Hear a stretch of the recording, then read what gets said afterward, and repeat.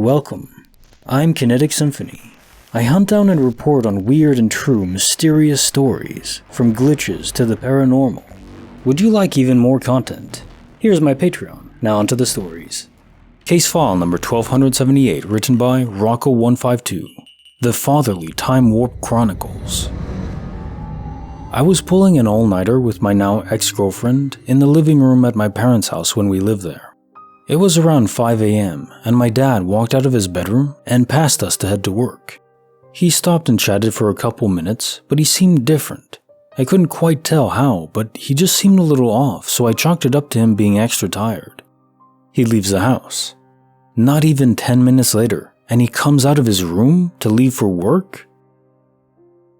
You know those scenes in movies where the protagonist witnesses some catastrophic event and the shot focuses on their bewildered face while they gasp and mouth, "Oh my God!" That was me at that moment. My entire body went numb, and I started panicking. I don't know why, but it really messed my head up. I asked if he just left and came back, but he said he just woke up and he didn't seem off this time. He was normal. Still can't explain what it was. Wasn't like asleep, since I've done the all-nighter thing several times before and after, with nothing similar ever happening. I don't expect to know, and I honestly will not search for answers. I chalk it up to a glitch in the system, or a divergence from one timeline, reality, strand, whatever. Who knows? I sure as hell don't. Case number file 1278. The Fatherly Time Warp Chronicles. You don't know why it messed up your head? Even if this happened to me, a narrator who's seen hundreds or thousands of stories along these lines, I'd also get the zoom in on my face of total shock and awe. I love how you put that. Even though it could be as simple as your father's soul being ahead in time by a factor of 10 minutes, that doesn't change how mesmerizing it'd be to experience this actually happening. He was sleeping, so a soul jump event is more likely. That or the glitch was from your own mind, seeing buffered reality 10 minutes ahead of time. That can happen. Would need more information to know, for instance, if you heard a car starting afterwards, then it'd be foresight, as a soul jump wouldn't take the car, and the car wouldn't be there anymore. Bonus file written by omnipotentalbatross.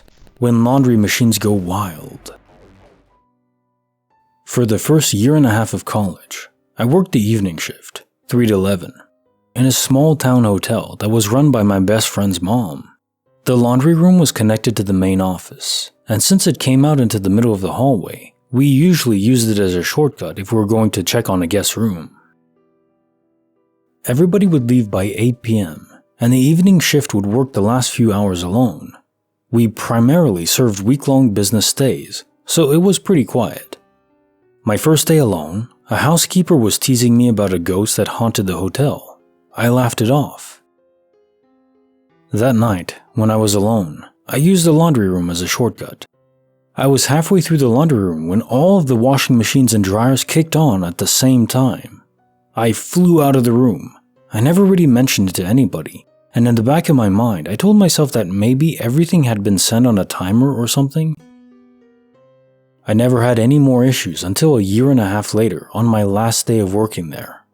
Earlier in the week, I had an unsettling experience with a guest. He was embarrassed to borrow a plunger. He returned it by coming in through the unsecured laundry room, came all the way into the back office, and left the plunger in the middle of the room. He intentionally came in very quietly and never announced he was in the office or anything.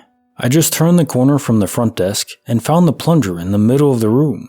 Due to that, I had shut the door between the laundry room and the office. It was my last hour of work, and I suddenly heard what sounded like 3 drunk men arguing in the laundry room from the other side of the door. It was so loud and I kept hearing the clink of beer bottles, but I couldn't understand what they were saying. I called my best friend, who worked the night shift and was the manager's son. He could hear the voices arguing through the phone too. The situation felt so surreal, and even though I objectively knew it was a dumb idea, I opened the door to tell the guys to go to bed. As soon as I opened the door, the voices stopped and the room was completely empty. I blew it off, but it was so weird that my first and last day involved such strange experiences. Case notes for the bonus file, when laundry machines go wild. See, your friend heard the noises through the phone too, which is very important. It tells me these spiritual events are not mere hallucinations or like spiritual interfacing into your mind.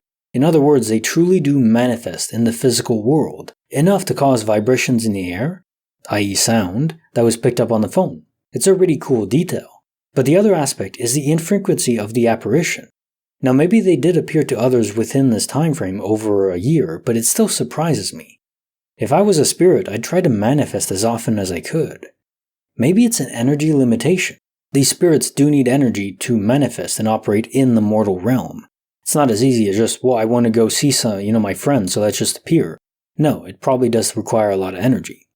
And the more good you are, the less you want to siphon energy away from people. A kind of spiritual energy too, maybe not just thermal.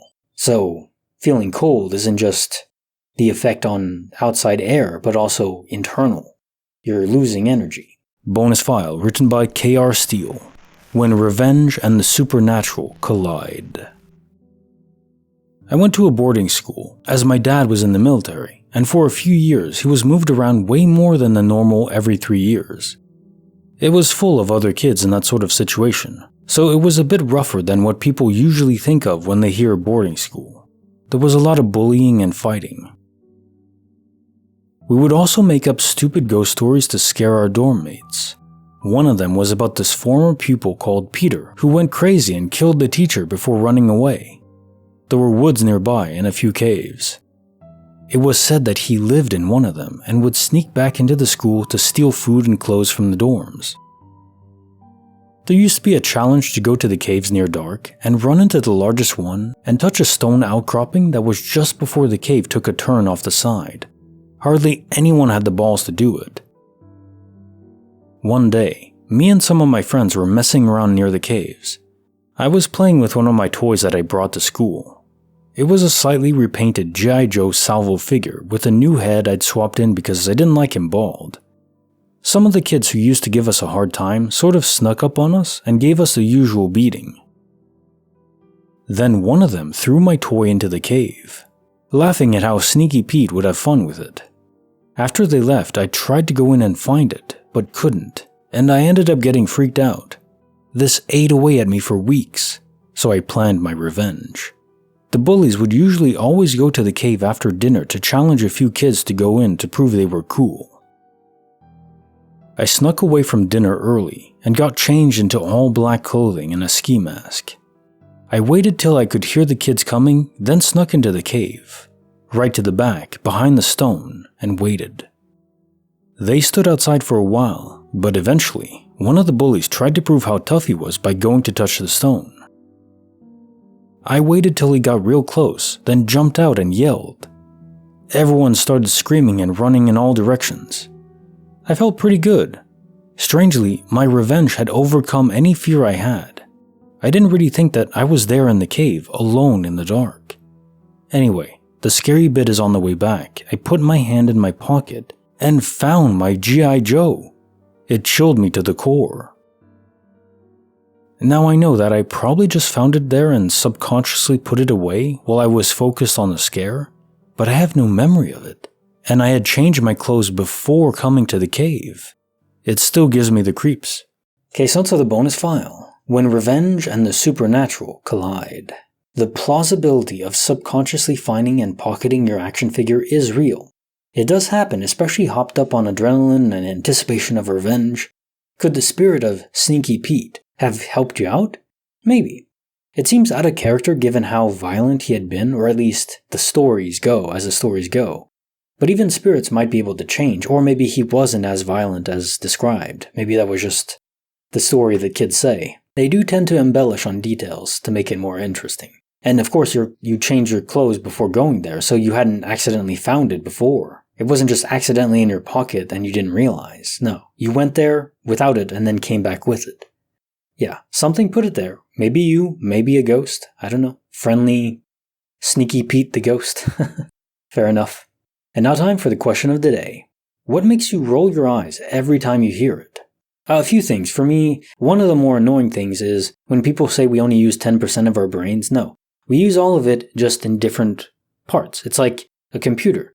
You don't use the graphics card when you're just on the desktop or barely at all because you're not running a 3D application. But then when you load up a game, then it's used. The brain is compartmentalized in certain areas where some parts are responsible for others. Like, for me, the visual cortex is overstimulated, so I always have visual snow, this tiny grain of film I always see. So that part of my brain is overstimulated, but it's not my whole brain, just that part. Curious what you guys think. What makes your eyes roll when you hear it? Like the video, subscribe, hit the bell. Kinetic Symphony signing off.